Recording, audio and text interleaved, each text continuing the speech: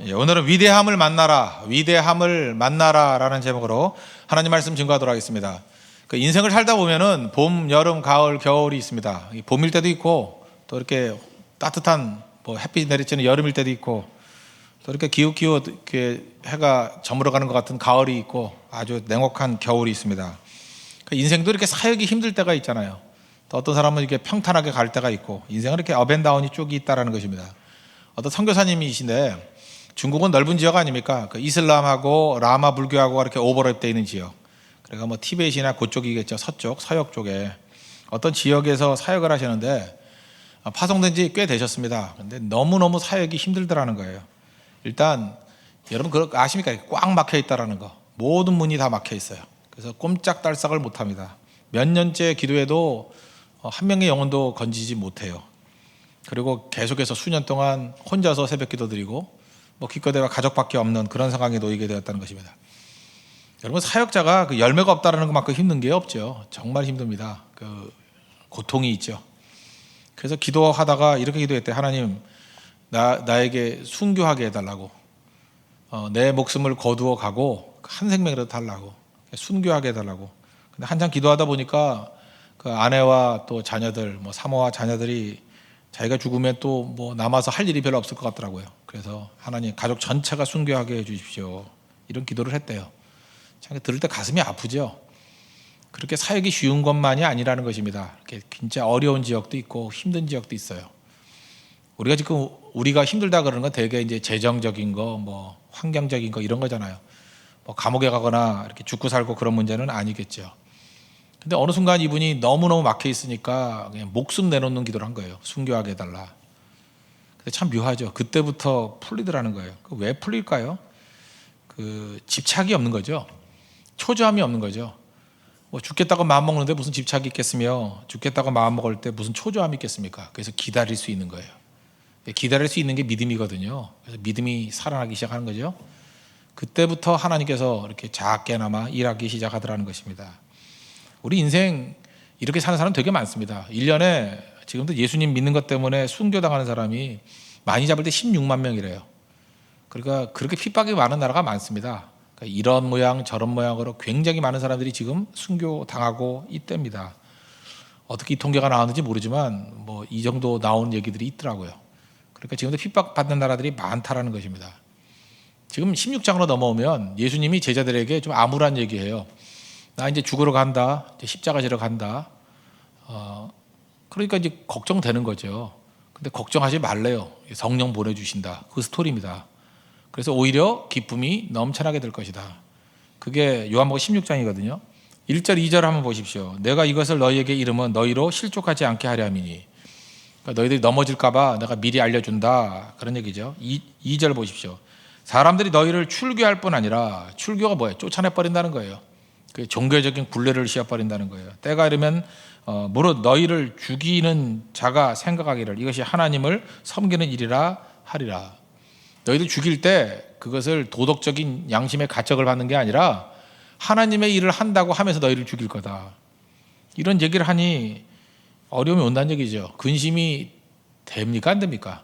근심이 되죠. 지금도 그렇습니다. 여러 가지 어려움이 온다 그러면 믿음이 약하고 가짜들은 다 떨어져 나가요.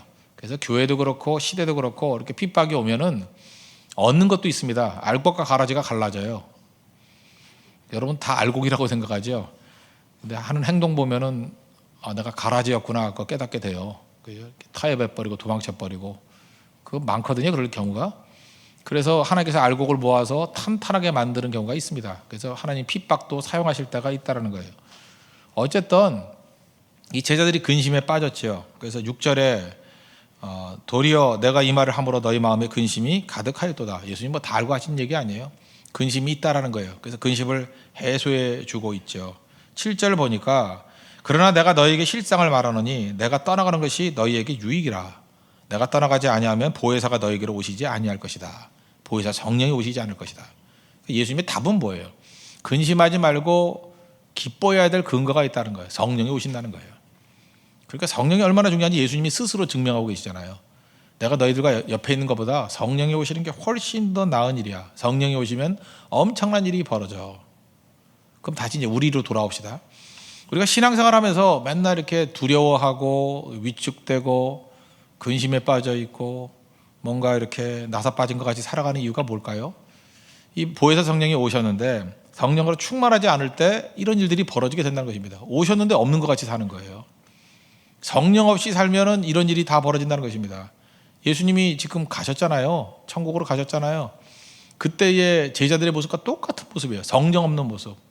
그러니까 근심에 빠져 있고 두려움에 빠져 있고 무력함에 빠져 있고 아무것도 아니라는 거예요. 근데 예수님 뭐라 그래요? 내가 없는 게 유익이래요. 유익이 될 수 있는 유일한 길이 무엇입니까? 성령이 임하기 때문에. 성령 충만함이 없으면 유익이 아니라 망하는 거죠. 그래서 모든 교회와 성도들은 성령 충만함으로 서 있어야 된다는 것입니다. 성령이 하시는 일이 뭔가, 성령이 오시면 왜 유익이 되느냐, 두 가지로 접근하겠는데, 첫째, 성령은 눈을 열어주신다는 거예요. 성령께서 우리 눈을 열어주시는 거. 성령이 하시는 일이 뭐냐, 신앙인으로 하여금 눈을 열어주신다. 그래서 보게 만든다.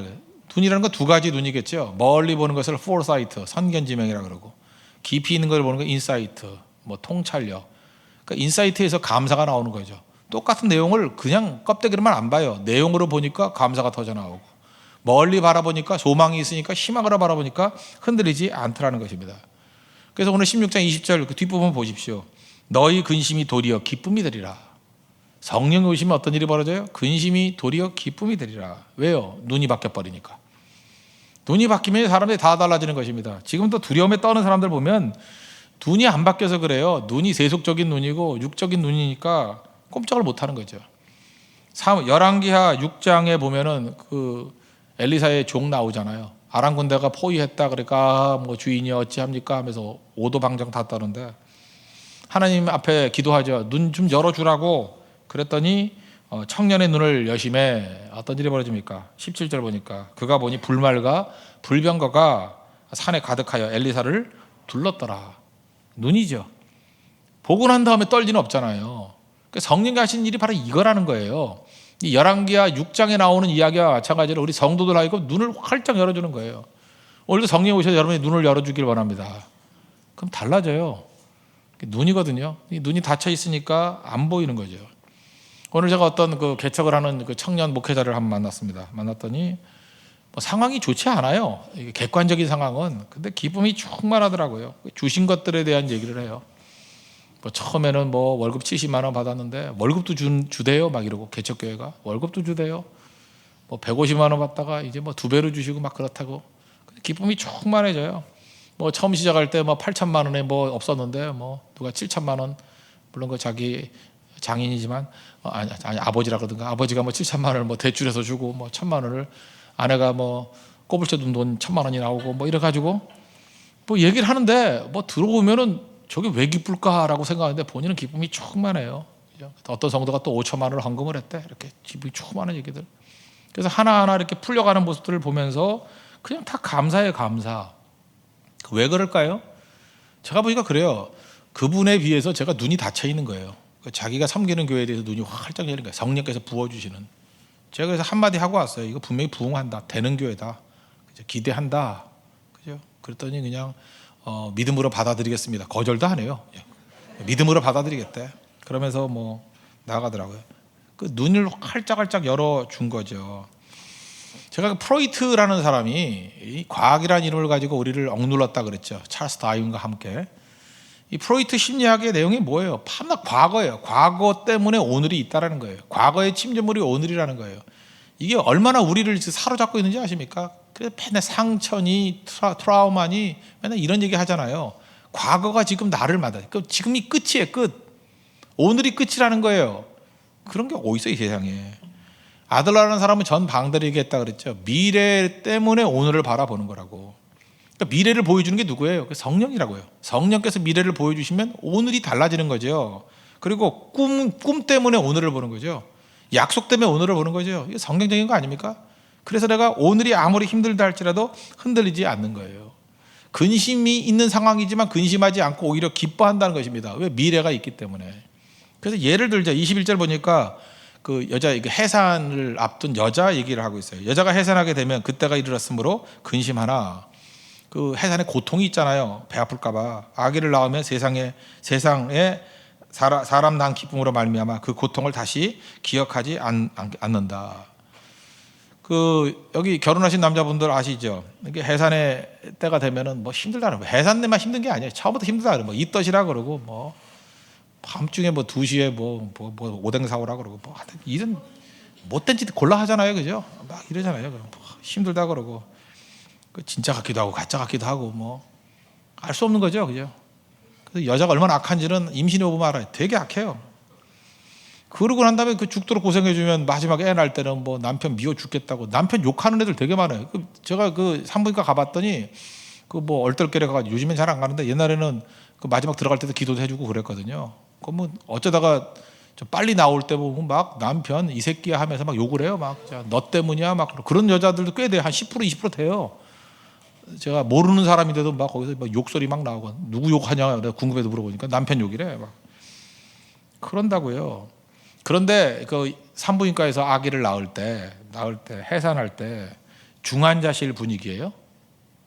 아니에요. 여자는 막 소리를 지르는데 안타까운 하지만 주변 사람들은 조금 웃어요.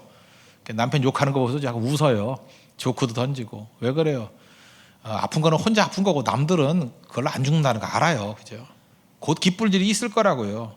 아기가 으앙하고 나오면 다 잊어버리고 다 기쁨으로 돌아가 버린다고. 이유가 무엇입니까? 소망이 있기 때문에. 생명이라는 소망이 있기 때문에. 우리도 마찬가지입니다. 우리는 중환자실 분위기가 아니에요. 해산의 고통일 뿐이에요.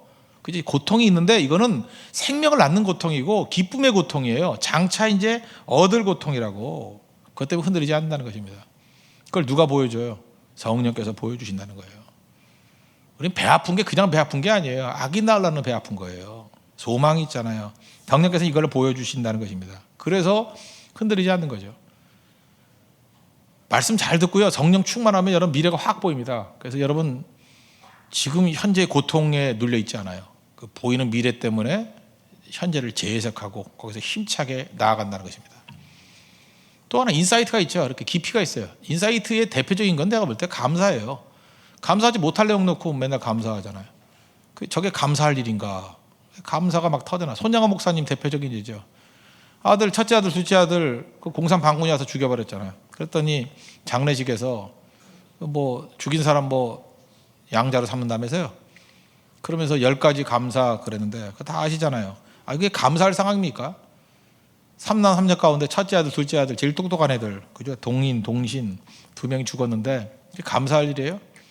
장례식장에서 슬퍼하고 있는 사람들 앞에 여러분 제가 하나님께서 주신 감사가 너무 커서 그걸 여러분에게 알려드리겠습니다. 그러면서 뭐 읽어줬다는 거 아니에요? 첫째는 하울 많은 우리 가정에 이렇게 숨겨져 주셔서 감사하다고. 둘째는 이 보배를 특별히 우리 가문 중에서도 우리 집에 주신 거 감사하다고. 세 번째 3남 3녀인데 그중에 제일 똑똑한 애가 1남 2남이 있는데 장남과 차남이 순교한 거 감사하다고. 네 번째 그러니까 다 비슷비슷한 거예요. 그러니까 목사님이 일부러 10개 만들어내려고 막 쪼갠 거야. 지금도 1, 2, 3번이 거의 비슷비슷하잖아요. 그죠? 1번 다시 한번 해볼게요. 우리 혈통에서 순교자 나신 거 감사하다. 우리 혈통 중에서도 우리 집안에 큰 집 작은 집 말고 우리 집안에 주신 거 감사하다. 세 번째 또 우리 집안에서 3남 3녀 중에서도 또 제일 똑똑한 1번과 2번 순교해서 감사하다. 사실 1, 2, 3번은 같은 얘기인데 이걸 만들려고 쪼갠 거야. 막 그죠? 쪼갠 거예요. 그 다음에 넷째도 쪼갠 거예요. 하나도 순교가 힘든데 2 주셔서 감사하다. 이게 웃기던데 약간은. 5번째 그죠? 와신 종속해도 감사한데 순교 주시니 감사. 와신 종속이 뭔가 했더니 이거 누워가지고 병상에서 빌빌거리다가 믿고 빗다가 죽은 걸 와신 종속이래요. 너무 어려운 말이죠. 예. 그래서 이렇게 병상에 누워서도 믿음 가지고 살아가는 것도 감사할 일인데 이렇게 순교까지 해주시니 감사하다. 5가지 감사가 내가 볼 때 뭐 똑같은 얘기 같은데 뭐 계속해서 다 5가지를 나눴어요. 6점부터 좀 분위기가 바뀌죠. 아들이 미국 유학 가려고 그랬대요. 1940년대 말에 유학 가려고 그러니까 대단한 분이들이죠. 똑똑했는가 봐요. 미국보다 더 좋은 천국 가게 해서 감사하다. 이거 참 재밌는 표현이에요. 7번째, 원수를 아들 삼을 마음 주시니 감사합니다. 이건 진짜 감사할 일이죠. 8번째, 순교 열매 때문에 죽었다는 얘기 또 용서했다는 그것 때문에 많은 사람들이 구원받을 걸 생각하니까 감사하다. 9번째, 이건 확실해요. 가지수가 없으니까 이렇게 8가지를 기뻐할 수 있는 거 감사하다. 10번째, 과분한 축복 주신 거 감사하다. 사실 10가지 축복이 감사가 아니죠. 따져보면 한 서너 가지 되는데 목사님 마음을 아시겠죠. 10가지를 채워야 되겠다는 거예요. 그래서 급한 김에 그 자리에서 썼던 것 같아요. 이거 미리 준비한 거 아니에요. 그죠? 너무 감사한데 표현을 하려고 하다 보니까 10가지 그냥 순간적으로 따진 거예요. 그 마음 아시겠어요? 이게 바로 인사이트예요. 똑같은 문제를 보고 슬퍼하고 괴로워할 때 전혀 다른 시각으로 바라보잖아요. 하나님의 시각으로. 그러니까 해석의 능력이 있어야 됩니다. 여러분, 세상 사람들이 다 이상하게 얘기할 때 여러분 이상한 소리 하지 마십시오. 저는 데살로니가전서 5장 16절 항상 기뻐하라. 이거 나 해석이 안 된다. 어떻게 항상 기뻐해? 근데 지난주 새벽기도 때 로마서 12장 보니까 12절에 도망 중에 즐거워하며, 여기 답이 있더라고요. 우리가 항상 기뻐할 수 있는 이유가 뭐예요? 어떤 상황, 환경이 나쁘거나 조건이 나쁘거나 능력이 없거나 관계없이 소망만 가지면 소망 중에 즐거워할 수 있죠. 그래서 항상 기뻐하는 거예요. 그래서 항상 기뻐하는 사람에게는 반드시 있어야 될 게 뭐냐면 소망이 있어야 돼요. 소망 없이는 절대로 항상 기뻐할 수 없습니다. 그래서 항상 기뻐하게 만드시는 분이 누구예요? 성령이라고요. 성령은 날마다 우리에게 소망을 주시는 분이기 때문에, 소망의 눈을 열어주시는 분이기 때문에. 그래서 여러분들 똑같은 사안을 놓고도 예를 들어서 공부를 한다거나 사업을 한다거나 목회를 한다거나 뭘 하든지 항상 기도하셔야 됩니다. 성령 충만함을 주십시오. 성령께서 내게 눈을 열어주십시오. 그래서 인사이트를 주시고 포사이트를 주십시오. 그럼 달라요. 보는 눈이. 누구 눈으로 보느냐에 따라 다르죠. 성령의 눈으로 봐야 됩니다. 그래서 성령 공동체는요, 말씀으로 말미암아 성령의 눈으로 해석할 수 있는 힘이 생긴다고요. 결혼할 때도 마찬가지예요. 뭐 이상한 애 데리고 나와서 결혼한다 그러는데 너 개눈이냐 이 생각이 들더라고요. 너무 세속적인 판단을 가지고 나오는 거예요. 너무 세속적이에요. 눈이 안 바뀌어서 그래요. 눈이 안 바뀌니까 밤낮 힘들어하는 거예요. 신앙생활을. 그 몸에 밴 성실성은 있어요. 성실하게만 신앙생활을 해요. 근데 안 보이거든요. 너무 힘들게 신앙생활을 해. 그때마다 우리가 성령을 의지해야 됩니다. 성령께서 내 눈을 활짝 열어주십시오. 이 엘리사의 사환, 그 게하시라는 녀석도 성실은 했어요. 그래서 나름대로 성실은 했다고. 성실을 했는데 안 보이니까 두려움에 떨면서 힘들게 사역하잖아요. 근데 저 청년의 눈을 열어주세요. 그리고 불말과 불병거가 산을 두르고 있는 걸 바라볼 때 뭐가 힘들겠어요. 의욕이 넘쳐 힘차게 일할 수 있는 거지. 힘든 거 아닙니다. 신앙생활. 눈이 열리지 않는 거예요. 눈을 열어달라고요. 하나님 여러분을 활짝 열어달라고 그러면 그 교회만 가면 눈이 열립니다. 그 말씀만 들으면 눈이 열립니다. 그럼 흔들리지 않아요. 보고 뭘 힘들어요? 보고. 안 보이니까 힘든 거지. 보여주십시오. 내는 주의 영광을 보내. 주의 영광을 한번 보십시오. 그럼 뭐든지 어렵지 않다는 거예요. 오늘도 여러분 눈이 열리는, 그래서 승리하는 하나님의 종 되기를 바랍니다. 두 번째로 성령께서 오시는 일, 이 두 가지만 살피겠는데, 첫째는 눈이 열리는 것이고, 두 번째는 율법의 힘을 깨버리고 은혜의 힘으로 살게 만든다는 거예요. 하여튼 이 지독하게 율법 하여튼 율법이 초대교회부터 시작해서 지금까지 지겨울 정도로 나타나는 거죠. 요즘에 우리나라 전체를 휘어잡고 있는 게 뭔지 알아요? 윤리예요, 윤리. 뭐 기독교 윤리 실천 뭐 이러는데, 나 그 뭐 하지 말자는 얘기는 아니에요. 그러나 기독교 윤리 실천 이전에 기독교 복음 실천을 해야죠. 안 그래요? 복음이 먼저지. 복음에서도 파생된 게 윤리가 돼야지. 무슨 윤리만 들고 나가요? 그러다 보니까 신학생들도 복음은 모르면서 맨날 윤리 이러면서 다 율법주의자들이 돼가고 있다고. 탕자가 돌아오는 기쁨, 탕자의 기쁨을 아십니까? 탕자가 돌아오는 아버지의 기쁨을 아세요? 탕자의 기쁨은 모르고 큰아들의 분노만 다 갖고 있어. 윤리. 이게 무슨 기독교예요? 그렇게도 예수님이 싫어하고 예수님이 그 바리새주의 함정에 빠지지 말라 그러는데 지독한 바리새인들만 나오고 있다고요. 그죠? 그러니까 뭐예요? 왜 동생 살려두냐는 거예요? 왜 동생을 용서하라는 거예요? 왜 동생을 용서하느냐? 이래도 되느냐? 그냥 하는 소리하고 똑같은 소리하고 있잖아요. 율법 종교로 다 들어가니까 힘도 없고 숨이 턱턱 막히고 성도도 다 떠나가 버리고 너무너무 힘들어하고 그러는 거 아니에요? 여기 성령의 바람이 불어야 되지 않아요? 그 안에 성령이 어디 있어요? 성령의 역사가 나타나야죠. 22절 보니까 지금은 근심하나 내가 다시 온다. 너희가 마음이 기쁠 것이고 기쁨을 빼앗을 자가 없다. 24절 보십시오. 뭐 기도하라 그러죠. 구하라. 받을 것이다. 너희 기쁨이 충만할 것이다. 다 이게 누가 하실 일이에요? 성령께서 하실 일이라. 성령께서. 그래서 성령께 구하시면 어떤 조건 속에서 성령께서 임재하시고 우리의 구하는 것들을 들어주시고 우리를 회복시켜 주시고 사용해 주신다는 거예요. 간단한 얘기 한번 들어볼게요. 하나님께서 어떻게 일하는 것이 교회냐? 교회가 성령이 일하시면 어떻게 변화가 되느냐? 어떤 그 칭찬받는 전도사가 있었어요. 유능한 전도사. 전도사도 이렇게 뭐 사역도 잘하고 뭐가 잘하는 건지 설명 안 할게요. 하여튼 장래가 촉망되는 전도사가 있었어요. 그럼 아시겠죠? 어떤 건지. 그러다가 이제 입대를 했어요. 군대에 들어갔다고. 군대에 들어가니까 마치 우리 최성일 전도사하고 비슷한 케이스인 것 같네. 칭찬받는 전도사. 이제 곧 군대를 가죠. 이제 군대를 가요. 근데 군대를 가서 이제부터는 상상을 하지 마세요. 너무 힘들어요. 그래서 신앙을 저버리고 너무 배가 고파서 불교에서는 치킨 준다 그러니까 불교도 가고, 천주교에서 피자 준다니까 피자도 얻어먹고 막 그러다가 너무너무 힘드니까 너무 목이 타가지고 마셔봤더니 이게 막걸리였고, 그래서 그냥 마시기도 하고, 너무 텁텁해서 물인 줄 알고 마셨더니 또 그 양 주고, 뭐 이렇게 살았다고 합시다. 그냥. 그러다 보니까 아예 기왕에 버린 몸 하면서 이제 그저 이게 후배들 오면 두들겨 패기나 하고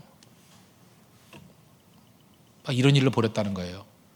그러면은 양심이 편하겠냐고. 아니죠. 이건 뭐 사역자가 아니라 이건 크리스찬으로서도 해서는 안 될 일들로 막 무너진 거 아니에요.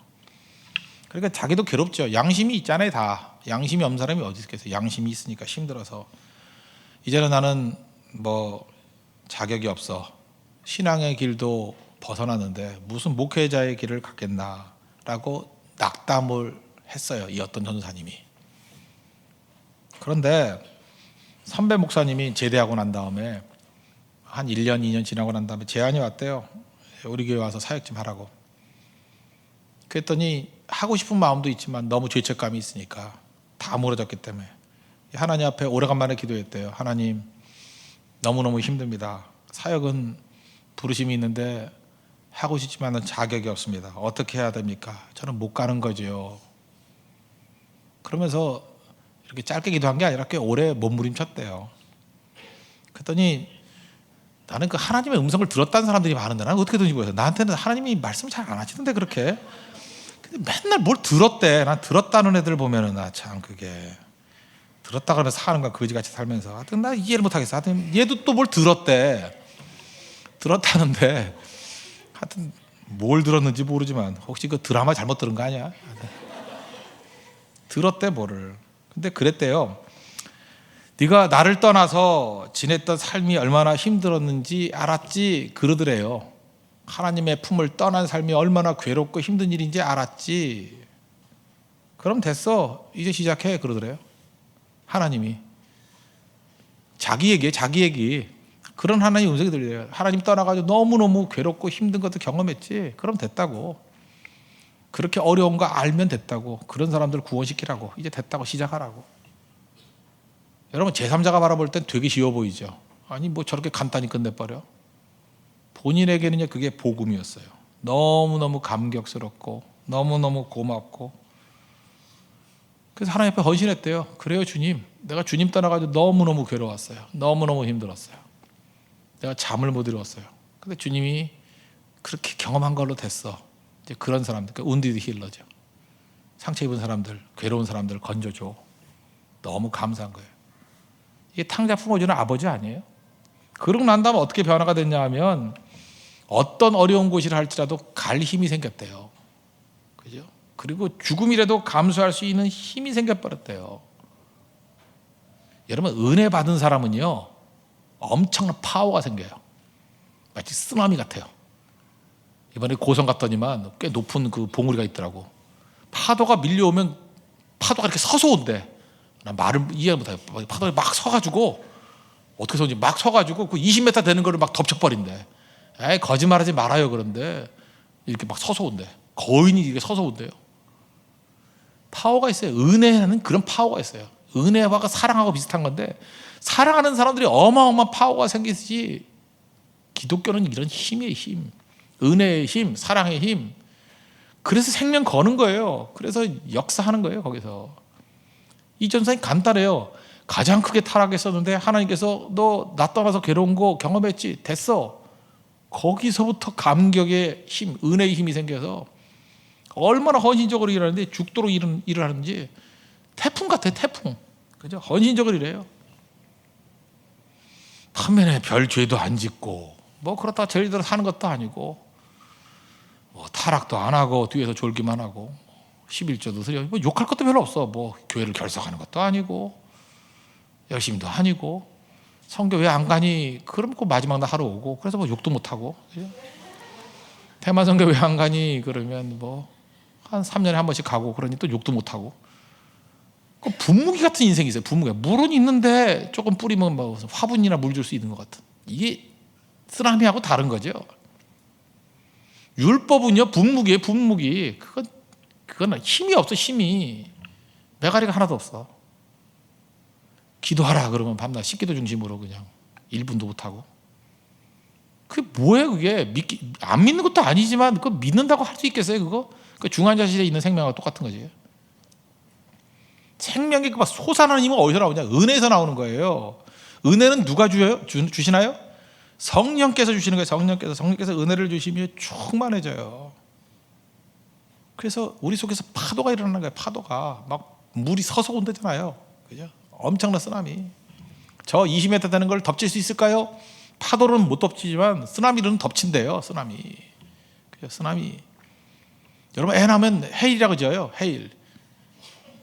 김씨면 김헤일, 조씨면 조헤일. 영어 이름은 쓰나미. 아니, 영어가 그 일본어인가요? 쓰나미 킴. 얼마나 멋있어요, 그죠? 김헤일. 다 덮어버리는 거. 은혜 받을 때 그런 일이 벌어진다고요. 그런 애가 또 은혜하고 만나서 결혼하면 얼마나 엄청난 일이 벌어졌어요, 그죠? 부지문이잖아요. 그런 상상이 막 생기네, 그죠? 어마어마한 일이 벌어지잖아요. 이게 좀 배우고 똑똑한 사람이 있어요. 아볼로라고. 사도 바울이 에베소 교회에 갔거든요. 갔더니 교인들을 딱 보니까, 이게 관상을 딱 보니까, 관상을 딱 보니까, 수양대고는 아니지만 이 관상을 딱 보니까 이게 우중충해. 그런데 보면 이게 관상이 우중충해요. 이렇게 우중충 이게 다 해요. 그래서 찬송을 해도 메가리가 없고, 기도를 해도 메가리가 없고, 생명이 없어요. 그래서 뭐가 이상하다 그래가지고 사도 바울이 그러잖아요. 사도행전 19장 2절에 보니까, 너희가 믿을 때 성령 받았느냐? 질문이 아주 그냥 예리하죠. 너희가 믿을 때 성령 받았느냐? 믿긴 믿잖아요. 믿는다는 거 알겠어. 예수님 믿는다는 거 알겠어. 믿을 때 성령 받았느냐? 대답이 뭐예요? 나 성령이 계시님도 듣지 못했다. 누구 책임? 말씀 증거하는 사람 책임이에요. 이 아볼로가 성령을 체험 못하니까 모르는 거 어떻게 증거해요? 학식이 있었습니다. 성령도 잘 알았어요. 설교도 조곤조곤 잘하고, 뭐 체계적으로 강해 설교하고 이랬을 거예요. 근데 메가리가 하나도 없어. 아볼로 성령이 뭔지도 모른대요. 듣지도 못했대요. 그러니까 무력하고 능력이 하나도 없잖아요. 사도 바울이 열받아가지고 다 모아가지고 십자가의 복음을 증거하고 성령의 임재를 얘기하고, 아마 요한복음 16장 이 스토리를 얘기했겠죠. 그리고 다 일로 와, 머리 내밀어, 머리 감았지. 그래놓고 이제 안수기도를 막 했다고요. 그때 성령이 임했다고 방언하고 변화가 됐대요. 많은 사람도 아니고 딱 12명이 모두 12사람이 변화됐어요. 그때부터 에베소 교회가 뒤집어진 거죠. 여러분들도 이렇게 차근차근 말씀만 듣고 착실한 신앙생활을 하는 사람이 아니라, 성령이 누군지도 모르는 인생이 아니라 믿을 때 성령 받았느냐, 우리에게 주시는 중요한 메시지예요. 질문이에요. 내가 믿을 때 성령 받았느냐? 받았습니까? 아멘인지 뭔지 모르지만 붙들라고요. 오늘 성령의 임재를 주십시오. 그래 사로잡혀. 그래 은혜의 힘으로 김해일이 된다고. 저 같은 전해일, 쓰라미 전. 아시겠어요? 다 뒤집어 버린다고요. 그런 사람이 된다고요. 그래서 성령 만나야 돼요. 위대함을 만나야 돼요. 위대함. 제가 그 결혼 앞두고 있는 뭐 형제들 자매들 이렇게 만나면 특별히 그 자매들을 한테 그런 얘기를 했어요. 진짜 멋진 형제를 좀 만나라고. 멋진 형제를 만난다는 게 뭐냐 하면은 정말 멋진 사람은요 위대함을 만나게 만들어줘요. 나 찌질이 같이 구석에만 다니는 게 아니라 음악도요 위대한 음악을 만나야 돼요. 위대한 음악, 위대한 음악, 세계적인 클래식. 바하를 만나게 만들고요, 모차르트를 만나게 만들고, 흔한 음악, 경음악 그런 게 아니고 그런 음악의 세계를 딱 만나잖아요.